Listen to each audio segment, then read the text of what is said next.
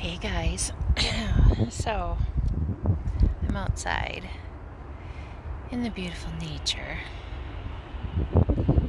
It's been a tough day. I woke up feeling a little exhausted, I guess, but in a good way. But I knew something was waiting on me for a few days now. And come to find out today, a friend of mine, and I'm talking a good friend of mine, somebody I've known for a long, long time. He's got beautiful children. His world was starting to take an uptick. He had gone through a major depression, I don't know, years ago. But he, kicked it in the butt and went on about his business and tried to get his life back together. And whatever he was struggling with, and if it's windy, I'm sorry, you guys, I really don't know. And the sad part about it is, anytime we got together, we were either, out having fun or going fishing or just, we were outside. We were outside people together. Played a lot of softball with each other over the years. A lot of tournaments, a lot of stuff, And people really never understood our friendship. His ex-wife, knew I was a friend, and that's all I was, nothing else. But come to find out that yesterday he chose to take his life. Now, this is where I have to get rid of the guilt for myself with this whole situation, is because I've been dreaming about him for a few days. And I woke up a couple days ago and I was like, I need to get a hold of him. But then my thought was, I don't want to piss off his girlfriend, his new girlfriend. And I don't want to, create that kind of stuff. So I'm going to sit over here, catch a little sunshine. So I never called. And I never texted. And I never said anything. I'm telling you, and I'm telling you. And now I'm preaching. When you get the nudges, do it. When you get those little nudges in your system that tell you need to do something, do it. Don't wait on it. That is Spirit's way of saying something. Now, do I think I could have prevented it? Probably not.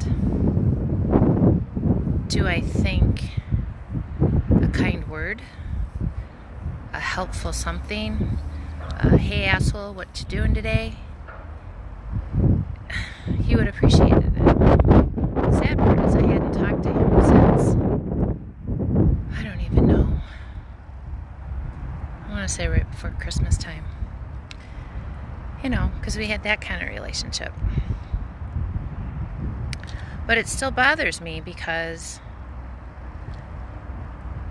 to feel that he didn't have the capability within himself to admit that he needed some help.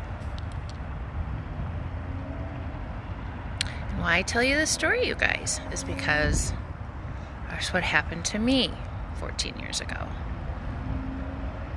Beginning of February, when I checked myself into the hospital. Now, I never had that inkling. And even the suicidal thoughts were just, it was like in and out. But I knew in my gut and in my processing in my head that things weren't right. And then I needed to do something about it because I wasn't thinking correctly and I wasn't making good decisions. And, there was something that was going on with me. And I'm glad that I did, and I think I've made this mention before that, this is where family and friends, it's, oh, she was an alcoholic and drug addict and da-da-da-da. No, that wasn't it. Some of us feel so deeply and are such empathetic people that we absorb so much of everybody else's stuff. And it's hard for us to determine what is ours and what is theirs. Luckily, as I've gotten older, I now know what that is. I know how to do it, but this today is a gut punch. This today hurts. This today is one of those where it's like, okay, how long is this emotional roller coaster going to go on for me? And I'm supposed to be leaving, to go on vacation. And how long does it process? And how long do I need to be good to myself? And how long do I need to take care of my mental to know that this was a choice he made, not a choice I made? And how long do you let things affect you? And how long, it's so many questions. But what I want to get out here is, number one, to those of you who are struggling, that is not the road to go. Those are those dark thoughts, those are those dark entities, those are those dark things that are not yours. But they're working so hard to find somebody that will empathize with them and join their pity party. And he unfortunately did. That, to me, the sadder part of it is that he didn't love himself enough. And it's why I preach this. And it's why I preach this. And it's why I preach. You need to love yourself. You need to love yourself more every day. You need to love yourself to the point where people think that you're conceited and you're stuck up. And it's not that.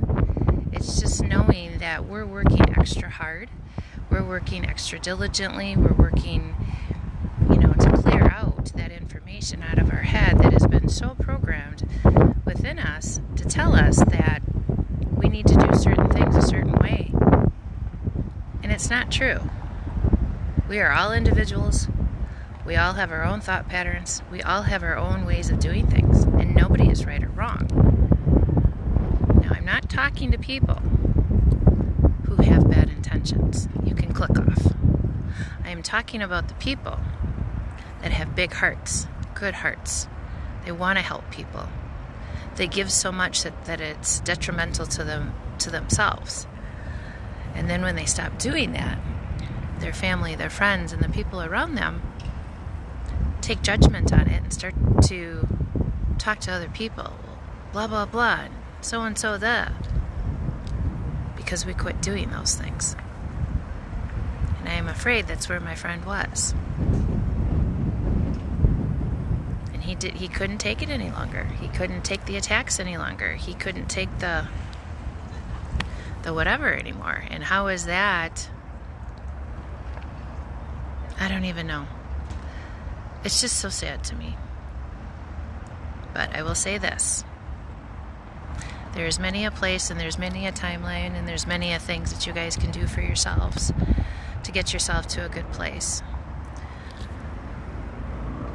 Those thoughts don't have a place in your head.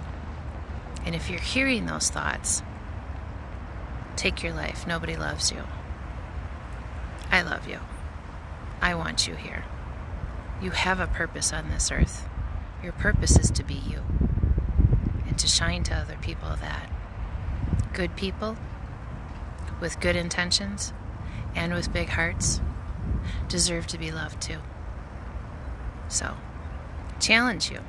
If you're having a struggling day, reach out to somebody. Be honest. Don't play the stupid game. Don't play the game.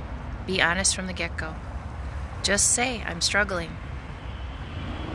And let someone be there for you. Because I hope you can.